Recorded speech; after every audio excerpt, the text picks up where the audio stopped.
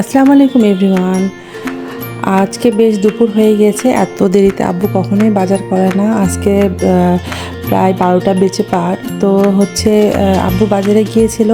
তো বাসাতে মুরগি শেষ হয়ে গিয়েছিল, কারণ মুরগির মাংসটা বাচ্চাদের জন্য একটু লাগে বেশি আসলে। তো এখানে গতবার আব্বু রোস্টের মতো করে কেটে নিয়ে আসছিলো। আসলে রোস্টের মতো করে কেটেই নিয়ে আসে প্রত্যেকবার। তো এবার নিষেধ করেছি যেন রোস্টের মতন করে না কেটে নিয়ে আসো, বাসাতেই হচ্ছে কাটবো।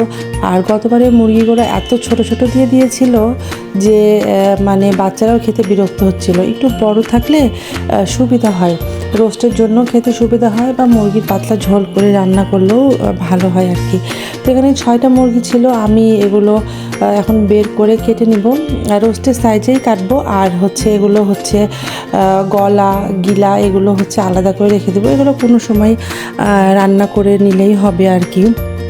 আর গতবারে যে বড় মুরগিটা ছিল লেয়ার মুরগি, ওই মুরগিরও চর্বি আর হচ্ছে চামড়া সব আলাদা করে রেখে দিয়েছি। তো এই তো এখন আমি মুরগিগুলো কেটে নিব। কেটে আমি একটু ছাদে গিয়েছিলাম, ছাদে যাই দেখছি আলহামদুলিল্লাহ খুব সুন্দর আবার হচ্ছে ফল হয়েছে।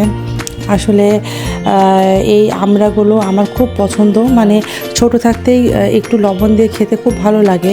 তো আমি যখনই ছাদে যাই একটা করে পেরে পেরে নিয়ে আসি আর খাই। কাঁচা অবস্থাতে খেতে অসাধারণ লাগে এবং খুব সুস্বাদু। তো মাশাআল্লাহ অনেকগুলো ধরেছে। তো সবাই ভালো থাকবেন, সুস্থ থাকবেন। আল্লাহ হাফেজ।